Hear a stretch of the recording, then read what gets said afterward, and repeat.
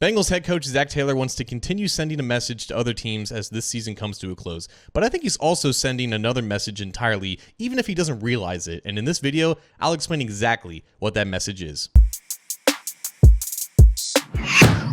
What's up, Bengals fans? John Sheeran of A to Z Sports Cincinnati here, and if Zac Taylor is fooling anyone, he's certainly not fooling me. Before we get too far into this, I want to say that for this entire season, I have pitied Zac Taylor in the sense that it is unfair for him to constantly be the spokesperson for problems that, frankly, he can't do anything to solve. Of course, the main problems being the trade requests for both T. Higgins, Trey Hendrickson, their contract situations, and then the Jamar Chase hold-in with his contract situation. Zac Taylor, at the end of the day, is just the head coach. He may run the football operations of the team, but he doesn't sit down with agents and try to re-sign his best players. All he can hope for is that his best players show up to work and prepare for games. So as all three of these individual situations were unfolding throughout the offseason, the one consistent representative for the Bengals to answer these questions that frankly needed to be asked was the head coach, who again has no control over the outcomes of any of these situations. But Zac is nothing if not consistent, and he has always been one to publicly support and empower his players to do what is best for them. Now keep in mind all of that as we go back to 2 Mondays ago when the Bengals were facing the Dallas Cowboys on a Monday Night Football in Dallas, and Zac makes the decision to send out Joe Burrow, Jamar Chase, and T. Higgins as the 3 captains for the team to go out and do the coin toss. No one really knows why he made that decision initially, outside of the fact that those 3 faces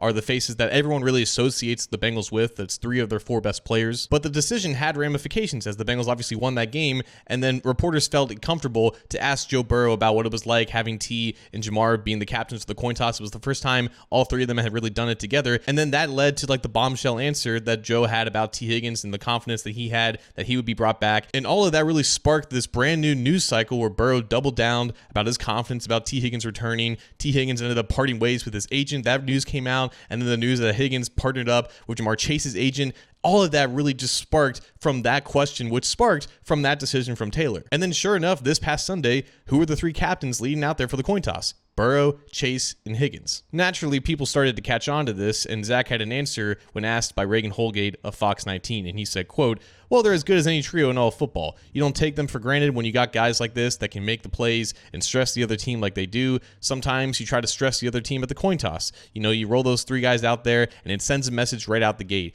We did it against Dallas, we won the game. I did it against Tennessee, they won the game. Guess who will be out there against the Cleveland Browns? Those 3 will be out there against the Cleveland Browns." So yeah, Zac is taking the safe route here. He's making it about a superstition. They're 2-0 when they've done it. Might as well keep it going.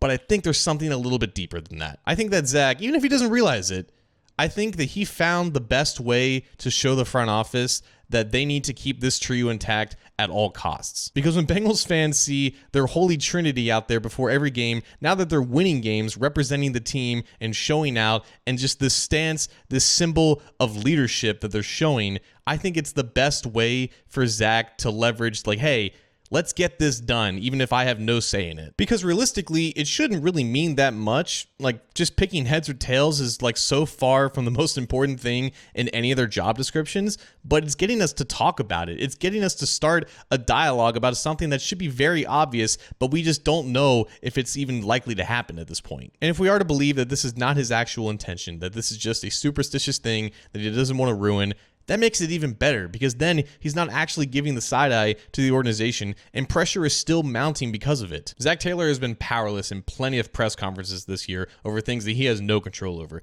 But even if he doesn't realize it, he's showing plenty of power right now.